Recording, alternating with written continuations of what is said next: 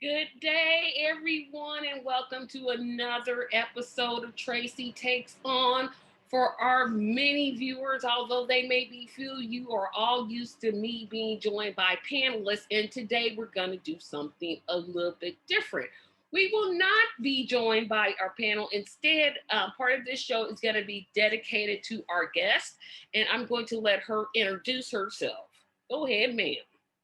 Well, thank you so much, Tracy, for having me this evening. I am Haneefah Khaaliq, and I am the candidate in Indiana who's running against Senator Todd Young. He hasn't officially made his announcement, but I've been making my announcement since 2019, and I'm excited about what my candidacy means for the state and what my election would mean for the state. Originally from Chicago, relocated to Northwest Indiana in 2000, graduated from Lake Central High School and went on to attend IUPUI and Valparaiso University School of Law, became a public school teacher, went back to school, became a lawyer. Now I'm running the civil rights agency up here in Gary, Northwest Indiana.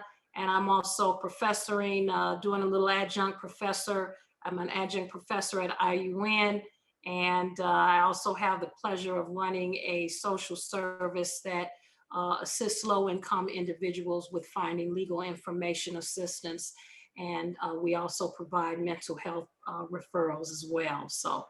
And then, of course, I'm running to be your next United States Senator. Thank you, Tracy. Well, you're so welcome. I want to start out at the beginning. Now, you already talked about where you were from, Chicago, and came to Indiana.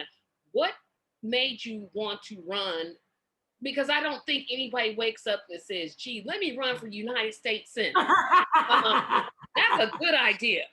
Yes. What made you think, you know what, it's time to run because of whatever it is you think that Senator Young is not doing or that you would like to see him do? Yeah, so when I when I became a second year law student, I knew I was going into politics without a doubt. And that was back in 2015, either 2015 or 2016. I recognized early on I wanted to go into politics. I was interning for the mayor, Gary Mayor, and I saw public service right up close and personal, working with the government directors, the directors within their particular departments and local government. And I saw the change that they were able to make. I saw, attended the the town halls, and I saw how, the average working American and resident was allowed to, introduce legislation and actually get things passed in the city that needed to be done. And I thought, you know what, I made a great public school teacher. I'm making an excellent, I'm going to go into civil rights. I'm going to fight for people's rights. And I just knew that this was the office that I wanted after I had taken a good look at the individuals who were in the office and saw that they were falling asleep, literally falling asleep. And I think we did see one of them falling asleep, literally. Yeah, and it is indicative of what has been going on. And so I recognized early on, you know what, I can do that job. I can do that job better because I can listen better. I can hold public town halls. I can invite Hoosiers into the legislative process in an interactive, real-time way. And I think that will give them something that they've been deprived of for far too long.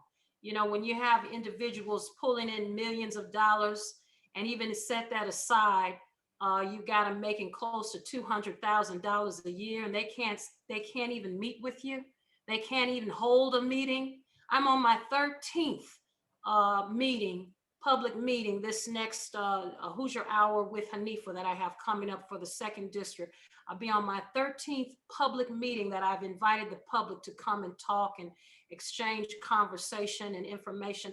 And I'm doing that as an average working American. Can you imagine what I would do with $1 million budget, of course I would be out in the community. Of course these Hoosier Hours with Haneefah would continue, because I need Hoosiers to help me create the legislation that is so desperately needed. And so the short answer is I'm running because I know I can do the job better than the two who are there right now. They're falling asleep. They don't care. They don't want to advocate for civil rights, education, and poverty. They're in the upper chamber of Congress. Nothing is being done up there. They view it as a retirement zone, and I'm going to view it as an action zone and a place of action, and that is a promise. That is great to know, because my next question falls into this. So we both live in the great state of Indiana. Yes. And Indiana is known as a truly red state. Red, yes. Up and down from, well, I know our two counties, both Marion and Lake, voted Democrat, but the rest of the state, pretty much red. What is your plan to reach those red zones? What is it that you're advocating for when you talk to someone who may be a Republican? Right. So I actually have spoken with many Republicans, and that might be quite surprising. But I've had several conversations with them, and they always are trying to pull me to the right, and I'm trying to pull them to the left. But we find common ground. We find common ground on some things, and some of those things are common sense. I'll say a lot of it is common sense, and then you go from there. So you never start out with what you disagree on, because you're always going to disagree on something, and really it makes no sense to expend your energy when at the end of the conversation you're just going to have to agree to disagree anyway. So on some of these fundamental things, we're not going to see eye to eye, but we can talk about what are some of the needs of Indiana, and what is the plan, or what is the agenda that I have to, to work towards fulfilling those needs. And that's usually where we end up going. Now, the other thing is that Indiana has a lot of rural, communities and, farmland.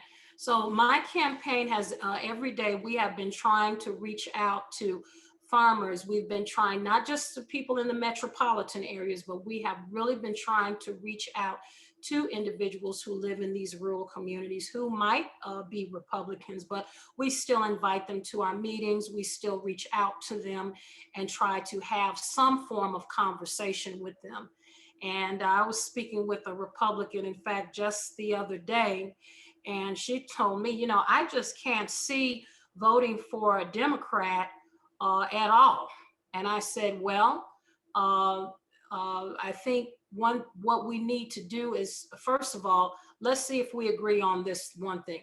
Do we both agree that what took place on January the 6th, the insurrection, for example, do we both agree that that was one of the most embarrassing times and days in this country? Can we agree on that? She said, yes. I said, all right. So how can we hold the individuals who we claim to be responsible for the insurrection? How can we hold them responsible and not hold the person accountable who was standing up there talking all that stuff anyway, that was pushing them in the direction or didn't do anything to stop them? Silence. Okay, so all right. So let's start. Let's start with out the gate with what we do agree on. Let's start with the fact we're all in a pandemic. Correct? Yes, we're all in a pandemic. Have you lost a job? Do you know anyone that's lost a job? Oh yes, we do. Okay, you know that a lot of people, not only you, are out of jobs. Okay, they're out of income, which means which means we need COVID relief. And what has your party been stating about COVID relief? Well, we have one United States senator who boldly stated he was not going to support COVID relief. Are you kidding me? We're in the middle of a pandemic. Listen, when you're in the middle of an emergency, Now, I understand about fiscal responsibility. I do. But we are also in a state of emergency. We're in a state of emergency. We just hit over 500,000 people in this country who have died because of a pandemic. And you want to talk to me about not giving the American people what they need? Give me a break. Give me a break. There's a time to be fiscally responsible, and I do believe that the Democrats have put forth a legislation of what was introduced by Biden, the 1.9 trillion. I do believe that there is fiscal responsibility in that package, and it needs to be passed as soon as possible so that the American people can get the stimulus that they need. Quit stalling. This is ridiculous. And so, what Indiana needs is a balance of leadership. It's all right, we can have a Republican, but we need a Democrat as a United States senator because right now we don't have any sort of representation at all. That's just not fair. So Hoosiers have got to, when you talk to them, you see that they're more blue, in my opinion, than they are red, because like I said, right now we have two that they just don't care.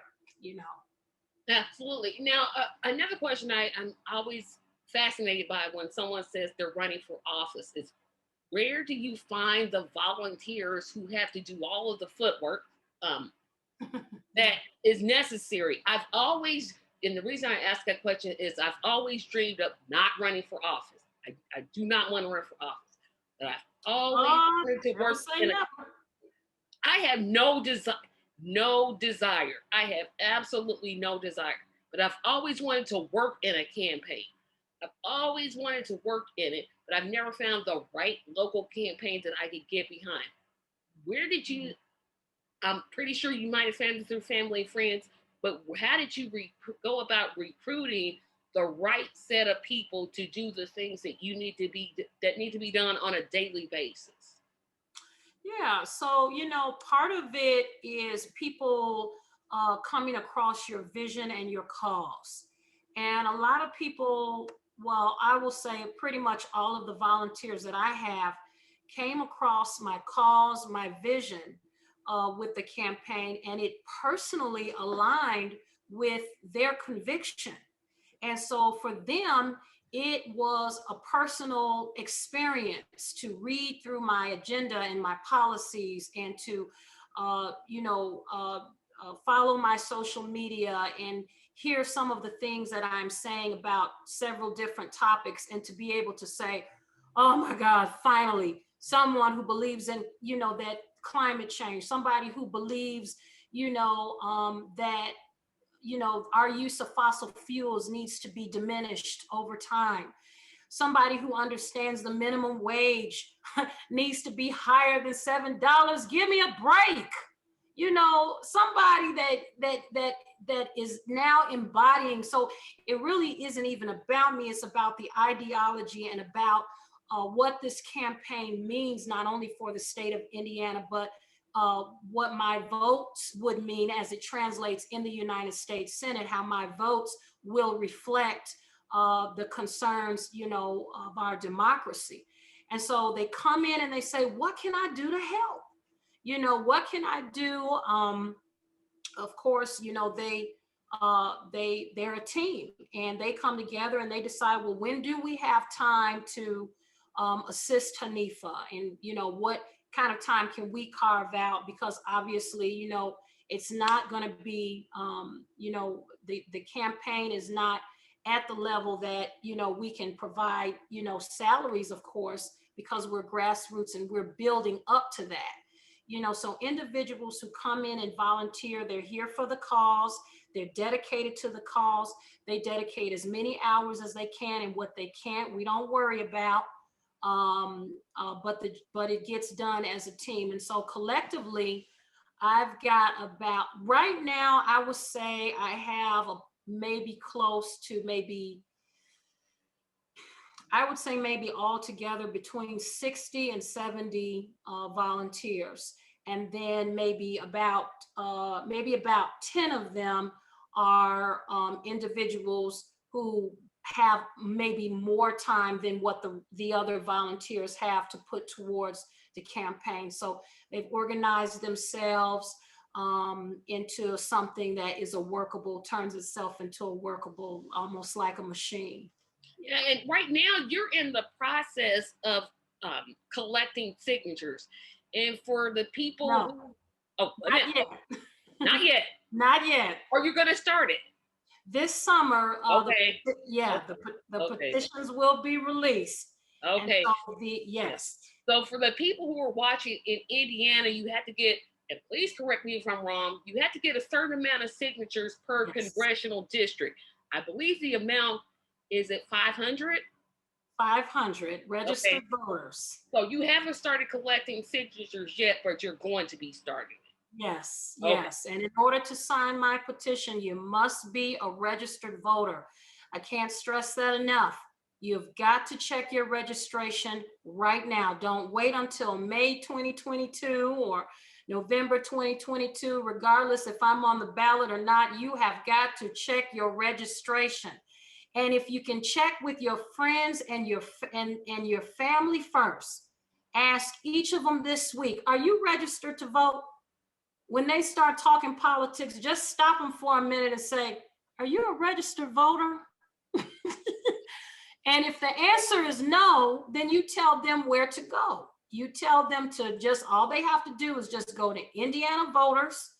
They can put that in Google and it'll come right up where you click on it and you check your registration. Do not wait. That is the worst thing you can do. I remember in this last election, I stood outside because they allow you to pass out literature so many feet from the entrance. And I can't tell you how many people pulled up and said, I need to check my registration, or how many people were sent out because they were not registered to vote. I'm like, how do you wait until the day of? You can't do that. You've got to check it right now. Yep. And so my assumption, and I hate to use the word assume, but my assumption is those volunteers who you're coordinating are planning on going to, Indiana has 9 congressional counties, 9 congressional districts. Yes. Oh gosh, I got that right. I was like, because I live in the 7th. So I know I live in the largest one. That's pretty much what I know. I'm like, I live in the 7th. So that's the largest one. So that should be technically the easiest one because there's way more than 500 people in Indianapolis. Well, I am hoping that there are way more than 500 who want to see Haneefah Khaaliq in the United States Senate. And yes, so the 7th district, what I have is I have individuals who are on the ground right now in the 7th district, and they are ready to assist me. In each of the 9 congressional districts, I have individuals on the ground ready to collect those petitions and get the signatures for me. Now, I'll also be holding a signing event in Indianapolis this summer. And so people will have the opportunity to come out and sign then also. Yeah, and we don't want people to think Indianapolis is the only city in Indiana. It's not. Gary's obviously a city, but it's the largest city. I'm living in Indianapolis, so I got to talk about my city. But I wanted to talk about, so you said the primary is in May of 2022. Yes. And how confident are you that you will be the one who has the victory in the primary? I am very confident. I'm so confident. I'm surprised I haven't lifted up off the ground and started flying in the air. I'm just that confident. I'm excited about making a difference for Indiana. I'm excited about representing a difference. I'm excited about showing these incumbents what a real United States Senator is supposed to be, how they're supposed to act, and how they're supposed to conduct themselves. And I could not be more joyful. I think I've never been happier in my entire life. And that is because I see a cause that needs to be fought for and needs to be won. And the only thing that I'm hoping is that the 6.7+ million Hoosiers who live here in this state now recognize sooner rather than later that there's somebody here who's willing to listen for the first time in decades, and they cannot let this opportunity pass them by. And so now the reverse question. So, of course, you know, there's a primary and then there's a general election. Yes. How, what, if I could phrase this question in the way that I want to ask it. So I know you have set out a platform on your website because I happen to have read through it. Yes. How is it that you are planning on communicating that message to Hoosiers? Right. So throughout the state, I am holding Hoosier Hours with Haneefah. And these are fundraising events, but they are free to attend. So no matter if you give or not, you can come on in, talk with me, spend an up close and personal hour with me. These meetings are not recorded and they will not be published. And I did that on purpose because I wanted to put Hoosiers at ease about coming and hearing me speak a little bit. So I'm providing an introduction and also opening up for discussion and questions with respect to my policies. So I'm trying to encourage people to visit, my website before that, HaneefahKhaaliq.org. In fact, you could just type in Haneefah Khaaliq and in Google, and I'm sure you'll find the website with my issues. Now's the time because these issues remain a work in progress. I am still drafting them and looking for to have conversation with Hoosiers who may read over and say, well, what about this, or what about that? And I'm more than happy to have conversations because, Tracy, that's what type of legislator I plan to be. It's impossible for me to know all the answers. It's impossible for me to know it's impossible for me to know more than 6.7 plus million Hoosiers. And so in order for me to represent them accurately, I must talk to them first. I must provide the platform. And these are, the platform is the Hoosier Hours with Haneefah, which I promise, by the way, to continue having upon my election. In addition to putting together an interactive online system where Hoosiers will be able to interact with me in real time as I am deciding on co-sponsoring legislation and creating legislation. Now you just got to my next question. So we're gonna jump in the future to when 2022 is that's when the election is, correct? Yes. So yes. When you get elected, and notice I said when, not if. What if somehow they came out with a new rule that senators can only draft one legislative bill? What bill would that be that you would absolutely positively draft, no questions asked, this is what you're going to do? It would have to be civil rights. It would have to be legislation on civil rights. And I say that because particularly in this part of the country, we seem to continually have a systemic problem with racism and prejudice and just a lack of inclusion and diversity. And as you know, I'm a civil rights agency director. It is my job every day to make sure that individuals in Gary are being treated fairly on their job, in their housing, and education, just a variety of different areas. And so one thing that I see a lot is discrimination in hiring. I've got to be able to tackle that because we have a disproportionate number of men and women who are able to work, and they are being refused that ability to have a job because because of their demographic, where they live, or maybe they're facing name discrimination. Look at my name, Haneefah Khaaliq. On a daily basis, I face name discrimination because they just see it, they can't pronounce it, and so they throw it out. That's not fair. That's got to be tackled. The ADA is in need of expansion.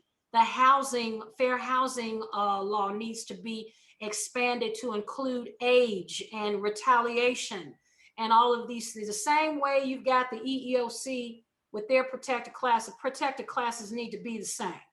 okay, for fair housing, I'm sorry, for housing and employment so that everybody's protected. Genetic information, yeah, housing too, okay? Um, what else with respect to civil rights? Equal pay for equal work. You know, you got a bunch of women out here who are still being paid 82 cents, you know, compared to every dollar that a gentleman is paid for the same job. Give me a break. When this is 2021, we got to stop this madness. And if we can't stop it by trying to be kind and nice, and we'll have to do it by force, because enough is enough. And we have to, it's time out for, well, let's do a study. Let's find out research. What kind of studying or research do you have to do? How much do you have to do to acknowledge what's right in front of you? To, you know what I'm saying? Give a reason for what you can see right in front of you. And what I see is a huge market of individuals who can work, and they can't work because somebody's sitting behind a desk discriminating against them. So we're going to eliminate that. We're going to eliminate that. I've got some ideas swirling in my head about how to do it.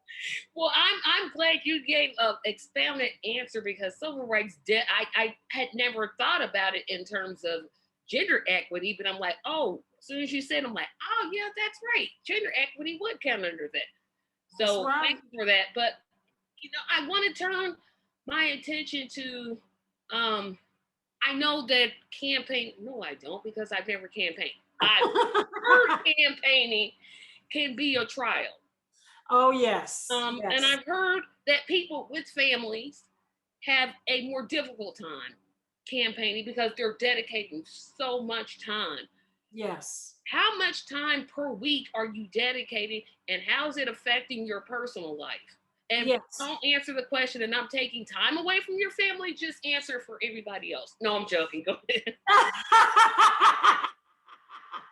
Yeah, no. So that's an excellent question. So Tracy, you know, you've got to make time as a candidate. You have to make time for call time, which is just basically reaching out to your support, the individuals who will be your constituents, and making sure that they maintain that momentum and support, you know, for you. So right now on a part-time basis, you know, I'm doing a lot, but I've had to carve out at least 20 additional hours to putting in the campaign. Now, I'll tell you what helps. And, you know, some candidates who have, you know, significant others and children may disagree. But for me, my singlehood has allowed me to have that time and not be burnt out, you know. And again, this isn't to say anything against candidates who are married and have children, but my singlehood has afforded me the opportunity to be able to do that. I do not have children, and I am, you know, I remain unmarried, you know. And so for me, now, that's not to say I don't have a significant other, wink, wink. That's for me to know and y'all to find out. But I do, but you know, I still have time to do the things for the campaign. And so there, a couple weeks ago, I did get a little tired, a little burnt out. I would say maybe about 3 weeks ago. But I eliminated some things to make room for more things. And so it's just a constant adjustment and a constant checking of yourself. You know, have you slept? Have you ate? Have you, you know, exercised? You know, because you gotta keep your exercise regimen. You gotta eat right. You gotta eat. I feel like you got to eat better than ever, because you've got to have the you know, the right mindset. Your mind has to be clear. Now, how have you been, and I don't know if this has happened to you yet, but how have you reached out, because I know you are reaching out to Indiana media, and what's been the response from that Indiana media? Yes, well, you know, the media is a whole beast in and of itself. And, you know, I have just about reached out to every source that I can imagine to announce my candidacy or to inform them of my candidacy. And I have not received any communication back whatsoever. Even some of my field organizers and people within my team have reached out. We had a press release that went out. And so at this point, I don't know if it's purposeful information suppression or suppression of information. But you know what, Tracy, I'm going to say this. I can't wait around on the media to decide when they're going to let people know that I'm running for office. I've been running for office since 2020. I've successfully filed my candidacy back in 2020, and I have been doing these town halls and engaging with the public since 2019. And I am hoping that word of mouth and having interviews like this with you spread throughout the state. And everybody knows that I'm running even before they put it in before they decide to put it in the newspaper, if they ever should decide to put it in there. I think eventually they have to, right? But I don't know. You know, these things are tricky. These things are Yeah, tricky. you would think, but the fairness doctrine went away years ago. But we get on that on my other podcast. But I wanted to also not play a game, but I want to do some word association. So Okay. I'll say a word. Sounds fun. Okay. And you tell me the very first thing that you think. It could be a person, a movement. Okay. So you'll just have to be flexible on this one. Okay, All so right, the we'll first one is. I'm nervous. Oh no, I'm not gonna give you something that's out of pocket. Okay. Black Lives Matter. Okay. How many words do I get to use? Oh, you can say? use just make it As I under like. a minute. Give me under a minute answer. Okay, when I think about Black Lives Matter, I think about a social movement that swept through this country, and I think about an organization that promises to give a voice to those who believe they don't have a voice. And that includes the LGBTQ plus community. That includes the individuals who are disabled, giving them a voice, and I can stand behind that and with that 110%.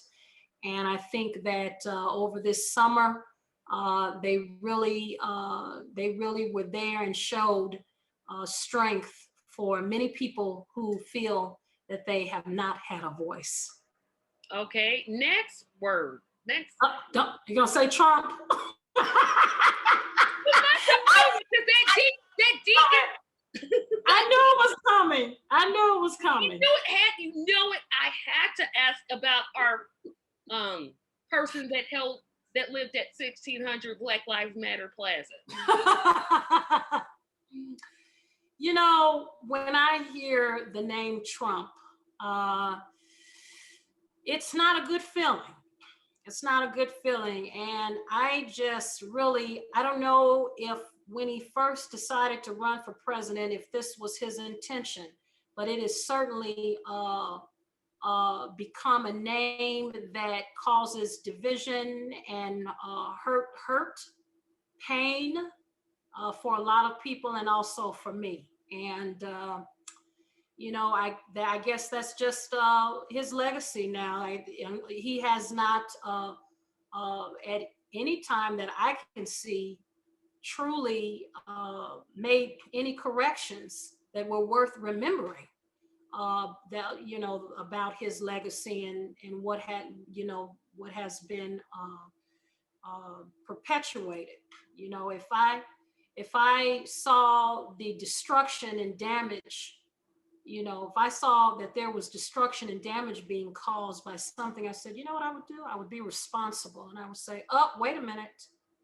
I would step right in right at that moment. No one would have to ask me. I would say, I think there's been a misunderstanding here. And let me provide as much correction as I possibly can, because I don't want anybody to walk away from this thinking that I stirred up anything. If anything was stirred up, y'all did it on your own time. Now, it didn't come from me. And he never did that.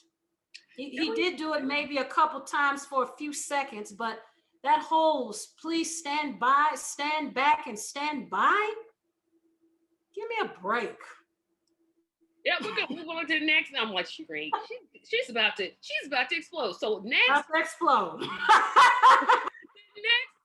next one, Bernie Sanders, my personal favorite.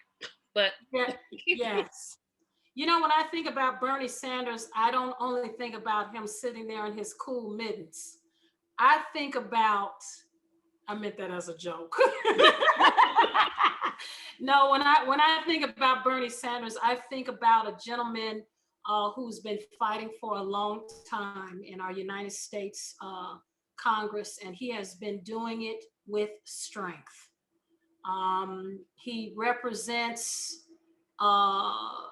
the ideology of freedom and what government is really supposed to be. I think in this country, it's supposed to be an entity that serves its citizens and its residents, rather that be through healthcare, rather that be through education, rather that be through providing jobs, you know, providing whatever it is. And Bernie is symbolic of that, of that government is supposed to be a servant to the people that it protects. And so that's what I can say about Bernie, and I'll always have respect for that. Okay, so now we're gonna go local. Andre Carson. Okay, another strong individual who has represented the Indianapolis area residents strongly and with a fierceness, not afraid to speak out and speak up for the individuals in his district, as well as other concerns and sentiments of all Hoosiers. I greatly respect and great respect coming from me there, as I used to live in the 7th District myself. I always felt that he did a great job and is doing a great job. So. Okay, last one. Let's see. I don't want to make it too difficult because I'm not gonna bring up your opponent's names because why not? I'm not. I'll be nice. No, that's okay. No, because we know why you're running against them. Oh, I have one. Governor Holcomb. Okay, so we've got an individual here who learned a lot of what I believe he thinks he knows from Pence, and I think that in a recent action, I'm not sure if you're aware of this, but he did bring on our state's first chief equity, diversity and inclusion officer, basically a diversity czar. And her job is going to be to try to bridge the gap between the minority community, individuals, minorities, and the, how can I say this?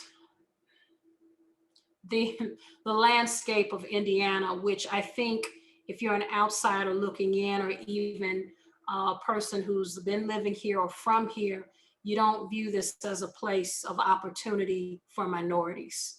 And that is the general saying, you know, for Indiana. Look at what Pence, and it's not just race. It's not just race. It's members of the LGBTQ plus community. It's minority of language. It's minority of religion.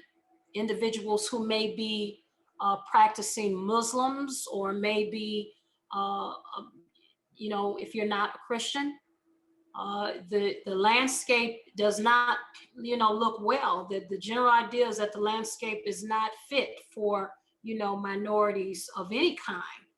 And so I think that's one of the reasons why he brought in this individual, because he recognizes that there is a problem. And I can have a bit of respect for anyone who at least tries. I do not, I am a bit concerned about the way teachers have been treated with respect to getting their proper pay. As you know, as a public school teacher myself here in the state of Indiana, and there's just no way around it. They've been neglected, okay? You've got teachers who are in need of the COVID-19 vaccine. They haven't been prioritized. You've got a legislature that is simply out of control, okay? And nobody's saying anything about it. It's like, come on, you've got to see that your legislature is messing up, messing around with the economics, the money that Indiana could be generating and making. The legislature is creating laws and introducing bills that cut down on commerce and business. You don't want a transportation system that's going to work to provide transportation to individuals to their jobs. Come on, that doesn't even make sense. So you've got issues with education, you've got issues with the businesses, and now you've taken away more money from public schools. So I don't know what Governor Holcomb, I don't know really what's on his agenda, but I would definitely like to see more attention and time being put into communicating, to all Hoosiers that, we have to see action. All this talking and stuff is just really tiring us all out. We don't need any more research. We don't need any more studies.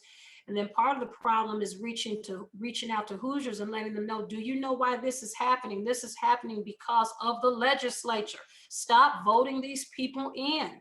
They're not working for you. They're working for themselves. Absolutely. And you just got on the issue that I wanted to talk about to you next.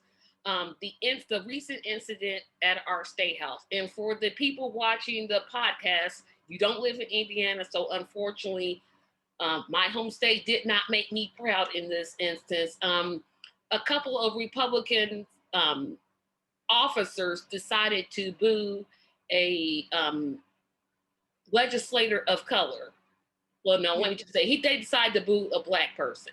Mm-hmm. And reports are saying that it even led to an altercation.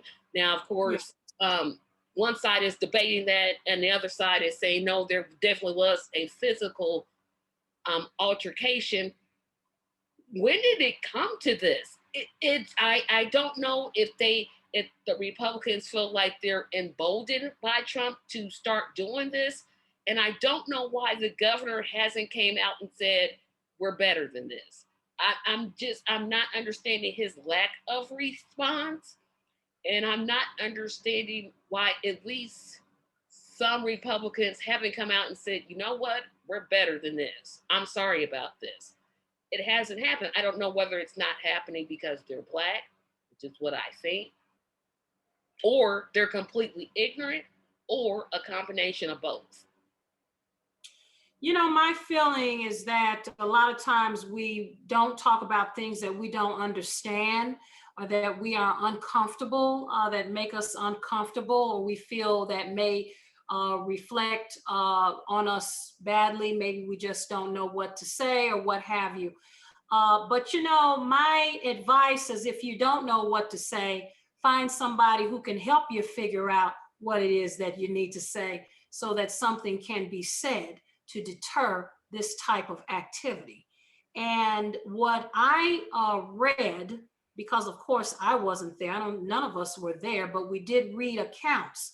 And from my understanding, the issue began when we had a representative stand up and share his sentiments on and feelings and opinion about a bill that was basically had to do with part of the school corporation leaving to go to more predominantly white, another predominantly white, well, South Bend Community School Corporations, as we know, is a growing population of African-American students.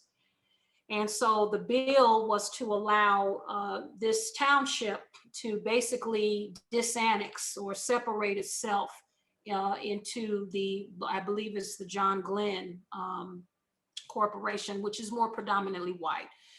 So basically the representative just stood up and said, look, you know, I've got concerns about this. I'm paraphrasing, of course. This seems discriminatory. There's no other reason to separate this portion of the South Bend Community Corporation other than to make these guys, you know, have this option of attending a predominantly white school.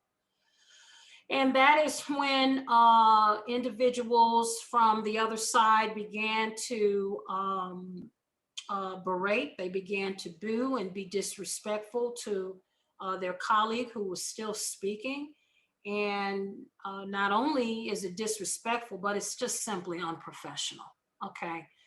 And so Representative Vernon Smith got up and he stated, listen, you know, our colleague has a right basically to, you know, speak about his concerns.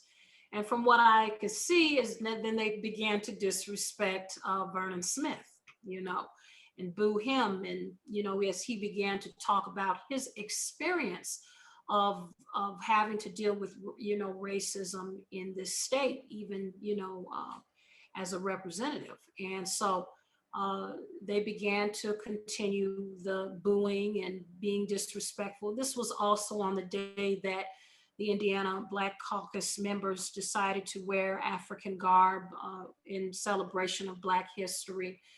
And it just really is sad that on the day they decided to celebrate Black history, they were so disrespected by their colleagues. And I do believe that we need to hear some statements now. What I'm told, what I did read also was that one of the members from the Republican Party, I believe one of the higher ranking members did say, you know, this is not, you know, this, you know, we are not, it's unfortunate, it's an unfortunate situation, but we need more than that. I believe it was Representative Summers who stated, and I may be mistaken, but Vanessa Summers, she stated that the legislators were in need of bias training, some sort of bias education training. And I concur. I believe that if you are a representative or senator and you are saying that you're representing a group of people, you need bias training and education. And I think what happened in our Indiana legislature is indicative of what is happening across this state and what has been happening across this state. And that is a group of leaders and people who believe they're representing Hoosiers, and they are only representing their own ideas, and they're ignoring the fact that there is systemic racism in this state.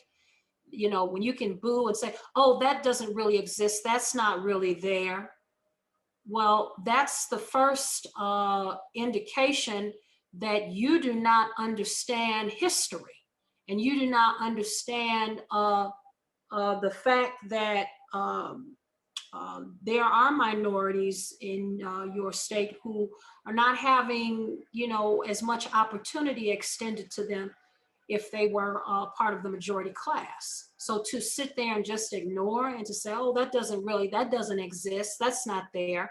So what are you going to do? You're going to just say, you're just going to ignore the whole civil rights movement and the fact that only 50 years ago, we were under Jim Crow and segregation. You can't ignore that. That's just one or two generations. One or two. Exactly. That means take away your grandmother and your grandfather, and boom, we're back in segregation again. Okay, so it hasn't been that long, and we still have a lot of growth and a lot of things that need to happen, and we have to stop. We cannot ignore that, and we certainly can't cast it off. And I think that's what the governor is doing, in my opinion. Just saying nothing is not going to make this whole situation go away. She was much more kinder than I am. I don't think people. I don't think people who get up to boo in a legislative body have any business holding office at all, because you obviously don't understand what you're there for.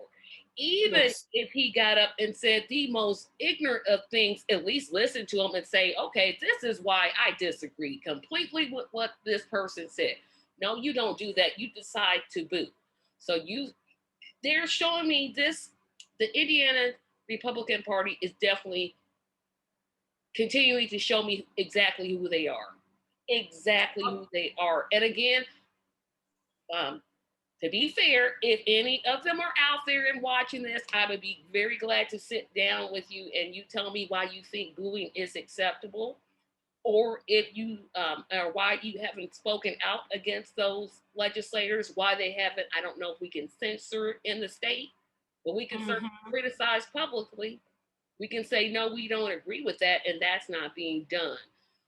So the kind of the last thing I want to talk about is if you could talk to anyone in the state, whether it was somebody not supporting you, whether someone that was totally on board with you, what one sentence would you say to ask them for their not only for them to sign the petitions that'll be going around this summer, but to then turn around for you and vote for you in the primary, and then turn around and vote for you in the general election? I think that message would have to go out to people who are either independent, middle of the road people, or people who don't vote or aren't registered to vote. And what I would say to them is this, even if you don't like politics, or you can't make up your mind which party you want to be in, or it just doesn't sit well with you, it still affects you. It affects you in your work. It affects you in your job. It affects you in your pay and how much taxes you pay. It affects your ability to be able to live and work in your home. It affects just about every part of your life. And so why not get up and do what it is that you need to do to register to vote? Why not choose individuals who are saying to you that they can at least hear what you have to say and listen? And even if you don't want to be a part of the process, be able to depend on that person to at least hear from the Hoosiers who want to be involved.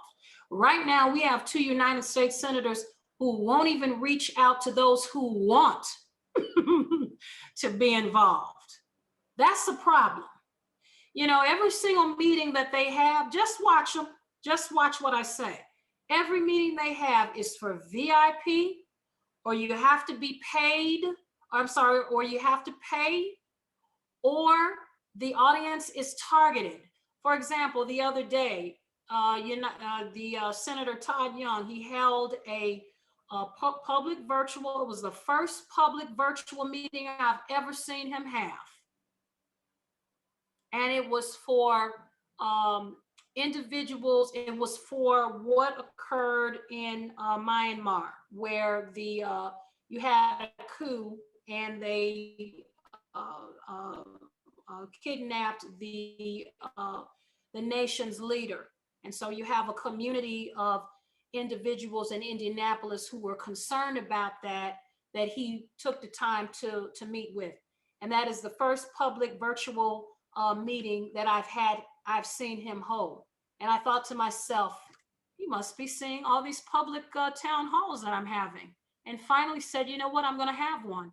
But you know what, even if it isn't because of me and because of what I've been doing, it just goes to show how they wait until it's their election season to snip, snap, turn around and show a different side and hope that you'll forget about the past 5-6 years of them doing absolutely nothing. And I hope that Hoosiers remember his silence, especially when he took a vacation when Hoosiers needed relief from COVID. Oh, so we have another vacationing senator. I was unaware of that. I really was. I did not know he took a vacation. Well, they went on recess. They went on recess. And let me just say this, a lot of people don't know, you don't have to take a recess. You can object to a recess. You can say, you know what? I don't think so. We're not going home until the American people have relief. And what do you think that would look like if all 100 senators did that? Then they would keep their behinds there until something is passed that works for people. They didn't. They went home. They said, bye-bye. We'll see you in another 2 or 3 weeks. Now, did he go to Cancun? No.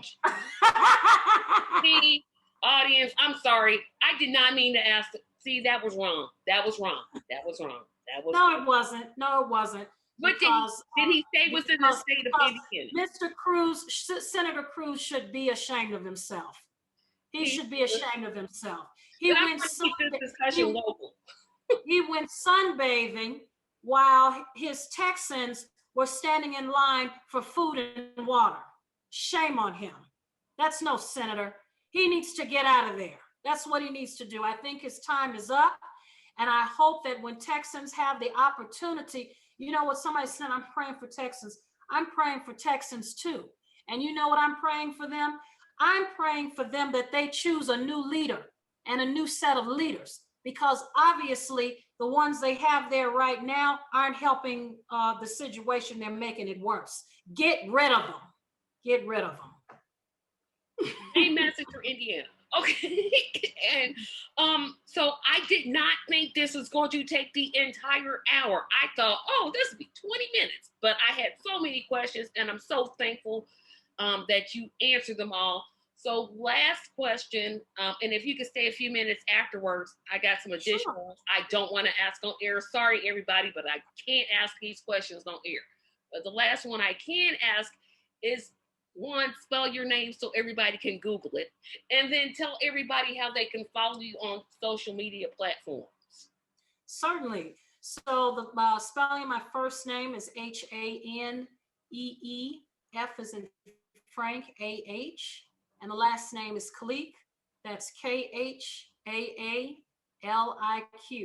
And if you Google that, you'll see my website. And I am on all social media platforms, just about everyone you can think of: Facebook, Twitter, Instagram. I'm even on TikTok, Tracy, if you can believe it. Somebody said, you need to get on TikTok. I said, oh boy, here we go. I'm trying with the TikTok, but so pretty much the main ones I am on. Follow me, visit my website. You'll see also where you can give and contribute to the campaign. You know, I'm going up against a multi-millionaire, and he thinks that money and name recognition is all he needs. And I am hoping that he still loses, and hopefully he will learn his lesson that it doesn't take just money and name recognition. It takes heart and soul and the ability to connect with your constituent. He's very detached. He does not seem to care. And I'm here to let everybody know that I am attached and I still have a soul. Thank you so much for taking this entire hour. I cannot believe this is a whole hour, but I'm just so thankful for you.